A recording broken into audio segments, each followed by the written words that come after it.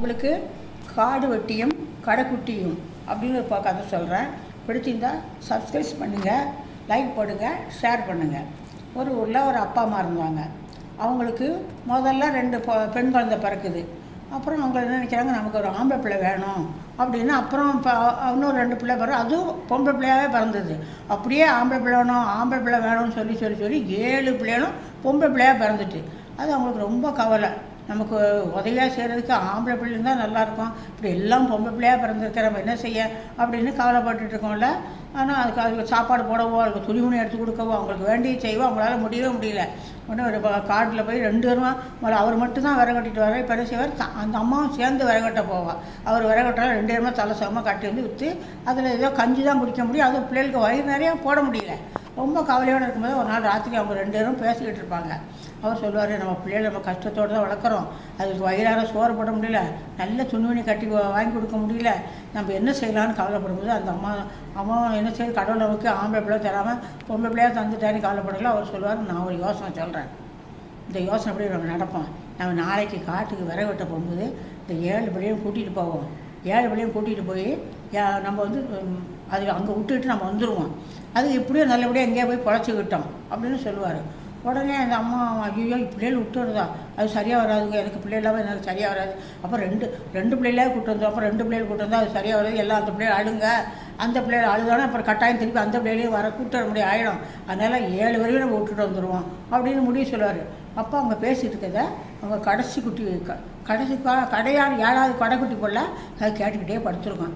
உடனே பயமாக இருக்கும். அதுக்கு ஐயோ நம்ம அப்பா அம்மாவும் நம்மளை கொண்டு காட்டில் விட போகிறாங்களா அப்படின்னு கவலைப்பட்டுட்டுக்கோல.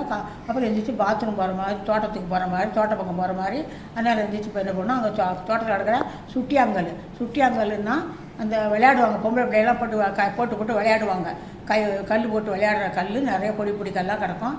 அதெல்லாம் பொறுக்கி மடியில் வச்சுட்டு வந்து படுத்துவாங்க. காலையில் இருந்து சொன்ன பிள்ளையெல்லாம் குடிக்க சொல்லி தலை சொல்லிட்டு, அம்மா நம்ம இன்றைக்கி உங்களெல்லாம் நான் காட்டுக்கு கூட்டிகிட்டு போகிறேன், நீங்கள் காட்டில் வந்து நல்லா ஜாலியாக இருக்கலாம், மயில் இருக்கும், மான் இருக்கும், முயல் குட்டி இருக்கும், நல்லா ஜாலியாக உங்களுக்கு நேரம் நல்லா போய்டும். உங்களுக்கு அதை விட விளையாடலாம், உங்களுக்கு வேணும்னா அங்கே கூட காட்டு பூலாம் பறித்து நீங்கள் வைக்கலாம் அப்படின்னு சொன்னால் பிள்ளைகளுக்கு ரொம்ப ஆசையாக இருக்கும். அப்படியே நாங்களும் வரப்பான்னு சொல்லி 7 பிள்ளைகள் கூட்டிகிட்டு அவங்க காட்டுக்கு போவாங்க.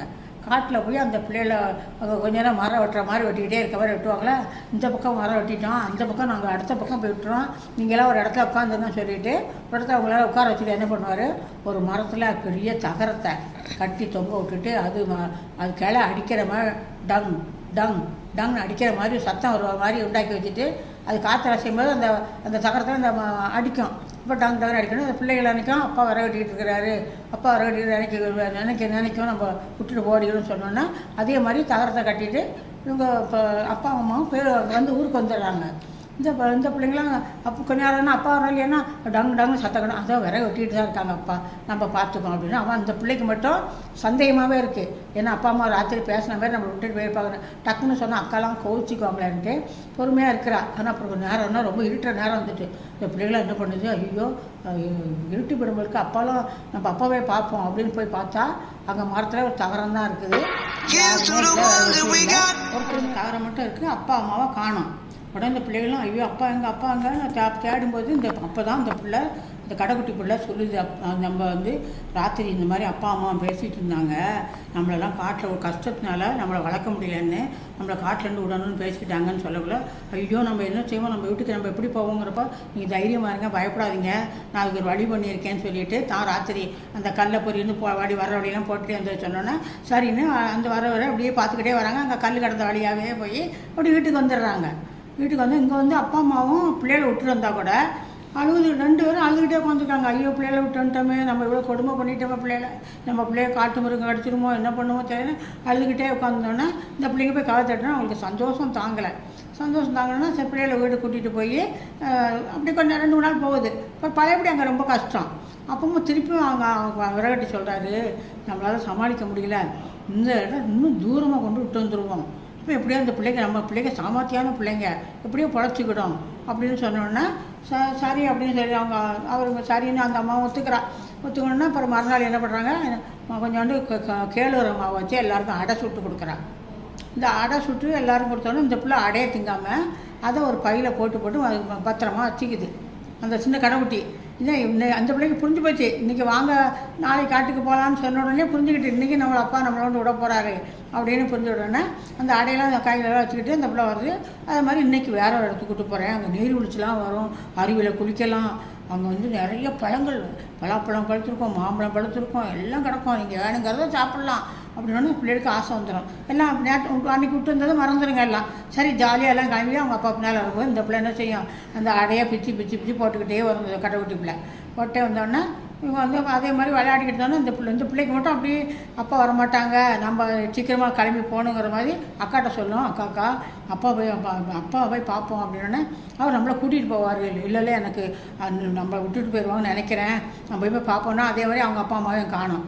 உடனே ஐயோன்னு எல்லோரும் உட்காந்து அவனும் பிள்ளைகளும் அழ ஆரம்பிச்சுட்டு ஐயோ அப்படின்னு சொல்கிறேன். அன்றைக்காவது நீ கல் போட்டால் இன்றைக்கி என்ன பண்ணேன், இன்றைக்கும் நான் ஒரு இது பண்ணியிருக்கேன்னு சொல்லிட்டு அடையெல்லாம் போட்டு வந்தேங்கிறப்போ அடையெல்லாம் எறும்பு தூக்கிட்டு போயிட்டு காக்கா பறவைலாம் தூக்கிட்டு போயிட்டுங்க. வழியில் ஒன்றுமே தெரியல அவங்களுக்கு. உடனே வழி தெரியாமல் 4 பக்கம் அலைஞ்சு பார்க்க எந்த வழியில் போகிறதுன்னு தெரியாமல் அப்படியே அலையுதுங்க. கடைசியில் ஏதோ ஒரு வழியில் போனால் அங்கே ஒரு பெரிய குகை இருக்குது. அந்த குகைக்குள்ளே அது ஒரு அரக்கனுடைய குகை. அவன் பகல் முழுக்க சுற்றி ராத்திரி ஏன்னா அங்கே வந்து படுத்திருப்பான். அங்கே போய் கதவு அந்த கோவைக்குள்ளே பார்க்குதுங்க. அங்கே கதவு மினிசர் கதவு இருக்க தட்டுதுங்க. உனக்கு அரக்கம் வந்து கதவை திறக்கிறான். இந்த 7 பிள்ளைகளும் பார்த்துட்டு யார் நீங்கள் அப்படிங்கிறான். இந்த மாதிரி நாங்கள் எங்கள் அப்பா கூட்டு வந்தார், நாங்கள் வடிதேவி வந்துட்டோம் அப்படின்னு. சரி உள்ளே வாங்க அப்படின்னு கூட்டிகிட்டு போய் அந்த பிள்ளைகளை என்ன செய்கிறான், நல்லா வச்சுக்கிறான். எப்படின்னா சமைக்கவும் வேலை செய்யவும் அதுகளை நல்லா வச்சுக்கிறான். அவனுக்கு அந்த சமைக்க வேண்டிய ஜாமான்களும் நிறையா வச்சுருக்கிறான். அவன் பகல் முழுக்க அவன் வெளியே போய் சம்பாதிச்சு பண்ணிட்டு வருவான். ராத்திரி ஆனால் சாப்பிட்டுட்டு படுத்துருப்பான். அப்படி இந்த பிள்ளைகள் அப்படியே கொஞ்சம் கொஞ்சமாக அங்கேயே இருந்து நல்லா சாப்பிட்டுக்கிட்டு நல்லா இருந்துக்கிட்டு இது பண்ணுங்க. அப்போ இந்த பிள்ளைங்க என்ன செய்யும், நான் வந்து ஒரு தனியாக ஒரு ரூம் இருக்குது, அந்த ரூமுக்குள்ள மட்டும் நீங்கள் யாரும் போகாதீங்க, மற்ற இடத்துல இருங்க, ஆனால் அந்த ரூமுக்குள்ள மட்டும் நீங்கள் யாரும் போகக்கூடாது அப்படின்னு சொன்னோன்னா அந்த பிள்ளைகளுக்கு சந்தேகமாக இருக்குது, அந்த ரூமுக்குள்ள என்ன இருக்கும் அதை பார்க்கணுமே அப்படின்னு யோசிக்குதுங்க அந்த பிள்ளைங்க. உடனே என்ன பண்ணுது, ஒரு நாள் எப்படியாவது இந்த நம்ம போயிடணும், இந்த ஊர் இடத்த விட்டு நம்ம போயிடணும், நம்ம அந்த அரக்கன்கிட்ட எத்தனை நாள் இருக்கிறது அப்படிங்கிறப்போ இந்த பிள்ளைங்க நினைச்சோம் இந்த அரக்கனுக்கு ஒரு இந்த பச்சிலைகள்லாம் இது பண்ணி ஒரு மருந்து தயாரித்து அவனுக்கு கொடுத்துருங்க. அவன் அந்த மருந்து மயக்கத்தில் அவனை இறந்து போயிடுவான். அவன் இறந்து போனோன்னா இந்த பிள்ளைகள் என்ன பண்ணோம், அந்த ஒரு இடமா திறந்து பார்க்கல, ஒரு ரூமில் பெட்டி பெட்டியாக இருக்கும். அந்த பெட்டிகள்லாம் திறந்து பார்த்தா நகையும் பவுனும் தங்கமும் பொண்ணுமா இருக்கும். ஆனால் சந்தோஷம் தாங்க அந்த பிள்ளைகளுக்கு. சரி நம்ம இதெல்லாம் எடுத்து நம்ம யூஸ் பண்ண நம்ம உபயோகிச்சுக்கிறோம், ஆனால் ஊருக்கு போகிறதுக்கு வழி தெரியலையே என்ன பண்ணுறது, அங்கேயே நம்ம இருந்துக்கோன்னு சொல்லி இருக்கக்குள்ள அந்த இவ்வளோ அவனை என்ன பண்ணுங்க, அந்த கடைக்குட்டி பிள்ளைய இந்த மற்ற 5 பேரும் 6 பேரும் சேர்ந்துக்கிட்டு இவ்வளோ தனியாக ஒதுக்கிடுங்க, இவ்வளோ சேர்த்துக்காதுங்க, இவ்வளோ தனியாக ஒரு இடத்துல நீ எங்களோட இருக்காத நீ போ அப்படின்னு இவ்வளோ தனியாக விட்டுருங்க. உடனே அழுதுகிட்டே அப்படியே படுத்திருப்பா. அந்த படுத்துருக்க இடத்துல ஒரு தவிட்டு முட்டை மாதிரி ஒன்று இருக்கும். பக்கத்தில் நம்ம படுக்கிறதுக்கும் ஒன்றும் கிடையாது, போர்வை கிடையாது, ஒன்றுமே. அக்காலாம் நல்லா மெத்தகத்தெல்லாம் மட்டும் படுக்கிறாங்க, நம்ம படுக்கலாம். அழுதுகிட்டே என்ன பண்ணிருக்கோம், தவிட்டு முட்டை எடுக்கக்குள்ள அது பக்கத்தில் ஒரு மயில் மாதிரி ஒரு சின்ன ஒரு பொறின்னா ஒரு என்ன எப்படி சொல்கிறாரு, ஒரு பொறின்னா அது வந்து எந்திரம் மாதிரி இருக்கும். அந்த மயில் குதிரை எந்திரம்லாம் இருக்குல்ல, அது மாதிரி ஒரு மயில் பொறி இருக்கும். அந்த பொரியில் ஏறி தட்டு பார்ப்பா. அந்த மயில் பொறி பார்த்தா பட்டன்லாம் இருக்கும் அதில். ஓஹோ இது ஏதோ இந்த ராட்சசத்தில் தான் கொஞ்சம் போகும்போது இருக்குது, அப்போ நம்ம இதை வச்சு நம்ம வெளியே போகலாம் அப்படின்னு சந்தோஷப்பட்டுட்டு இருக்கோம்ல. இந்த பிள்ளைகள் என்ன பண்ணோம், இப்படி கொஞ்சமாக எல்லாம் அப்படியே 4 கணக்காக ஆகிடுது. அப்போ பக்கத்து ஊரில் அது தண்டோரா போட்டுகிட்டே போகிறான். கோயில் கும்பாபிஷேகம் தேர் இழுக்கிறாங்கன்னு அந்த காட்டு பக்கமே அடுத்த ஊருக்கும் தண்டரா விட்டு போகல. எங்களுக்கு நம்ம அந்த பக்கத்தில் ஊர் இருக்குது, நம்ம எல்லோரும் அந்த ஊருக்கு போகலாம் அப்படின்னு அக்கா தங்கத்தெல்லாம் பேசிக்கிட்டு இவ்வளோ மட்டும் விட்டுட்டு போயிடணும், நம்ம மட்டும் போயிடுவோம் அப்படின்னு என்ன பண்ணுதுங்க அந்த பிள்ளைகள்லாம் தங்கச்சிக்கிட்ட. நாங்கள் வந்து அங்கே பக்கத்தில் தேர் இழுக்கிறாங்களாம், நாங்கள் பார்க்க போகிறோம், நானும் வரேன்க்கா அப்படிங்கிறா. இல்லை நீ வீட்டை பார்த்துக்க, இவ்வளோ தங்கம் பவுனெலாம் இருக்குல்ல, நீ வீட்டை பார்த்துக்க, நாங்கள் போயிட்டு வந்துடுறோம் அப்படின்னு சொன்னோன்னே இவள் அழுதுகிட்டே இருப்பா. நம்ம மட்டும் கோயில் பார்க்கக்கூடாதா, கும்பாபிஷேகம் பார்க்கக்கூடாதா அப்படின்னு அழுதுகிட்டே பார்த்துக்கலாம். அதுக்கப்புறம் ஞாபகம் அந்த மயில் பொரியை பார்த்தோமேன்னு உடனே என்ன பண்ணோம், அந்த மயில் பொரியில் உட்காந்துக்கிட்டு ஒரு பட்டன்லாம் தட்டினோன்னா அந்த மயில் பொரி அப்படி சைன்னு அப்படி பறந்து வானத்துலேருந்து பறக்கும். அப்புறம் நம்ம அந்த கும்பாபிஷேகத்துக்கிட்ட பார்க்க போனோன்னா அங்கே அப்போ தான் தேர் இழுக்கிறாங்க. அது முருகனுடைய தேர், முருகனை வச்சு இழுத்துட்டு இருக்காங்க. அப்போ அந்த தேர் மேலே போய் அந்த மயில் அப்படியே இருக்கணும்னா இந்த பிள்ளை என்ன பண்ணுது, போகும்னால அந்த தன்னுடைய பொம்பளை பிள்ளை வேஷத்தை கலைச்சிட்டு அந்த அரக்கம் சொன்னான்னா அந்த அரக்கனுடைய வேட்டியெல்லாம் கட்டிக்கிட்டு பட்டையாக திண்ணூறு போட்டு சாம்பல் திண்ணூறு பூசிக்கிட்டு அப்படியே போகிறவர் பார்த்தோன்னா அவங்கெல்லாம் மயில முருகன் வந்துட்டார், மயில முருகன் வந்து எல்லோரும் விழுந்து கும்பிட்றாங்க. இந்த பிள்ளைக்கு சந்தோஷமாக இருக்குது, சிரிப்பாகவும் இருக்குது, நம்மளை எல்லோரும் சாமியாக கும்பிட்றாங்க நினச்சி சந்தோஷமாக இருந்துட்டோன்னே இந்த அவங்க கூட இந்த 6 அக்காவும் எல்லாருமே அவளை விழுந்து கும்பிடுதுங்க.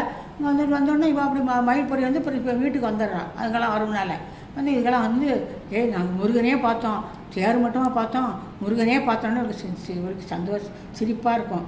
நம்ம ஒன்றும் சொல்லாமல் சரி அப்படியா நான் தான் பார்க்கல அப்படின்னு சொல்லி இது பண்ணிக்கிட்டோம். மறுநாள் அந்த இதில் அந்த ராஜா வந்து வேட்டைக்கு வருவார். வேட்டைக்கு வரக்குள்ள அந்த குகையை பார்த்துட்டு அங்கே என்னமோ குகை ஒன்று இருக்குதா என்னென்ன இருக்குல்ல அந்த அக்கா தங்கச்சியெல்லாம் பார்த்து நீங்களாம் யார் அப்படின்னு கேட்பாரு. அப்போ அந்த பிள்ளைங்க சொல்லும், நாங்கள் இந்த மாதிரி காடு இறந்தவரை வந்துட்டோம், எங்கள் ஊரே இருக்குது தெரியல அப்படின்னப்ப அப்போ எப்படி வந்து அந்த கல்யாணம் சொன்னோன்னா சரி என் கூட வாங்க அப்படின்னா அப்போ இந்த தங்கச்சின்னு சொல்லுவா, இல்லை நிறைய பொக்கிஷெல்லாம் அங்கே இருக்குது அதெல்லாம் எடுத்துகிட்டு வரணுன்னா சரி எல்லாம் எடுத்துகிட்டு வாங்கன்னு சொல்லி அந்த வந்து எடுத்துகிட்டு வரதுக்காக பார்ப்பார். இவரும் அந்த தேர்வுலால் அந்த ராஜாவும் வந்திருப்பார். அப்போ இந்த மயில் வேலை வந்த முருகனையும் அவர் பார்த்துருப்பாரு. அப்போ இந்த சின்ன பொண்ணை பார்த்தா நீ தானே மயிலில் வந்த அப்படிம்பாரு.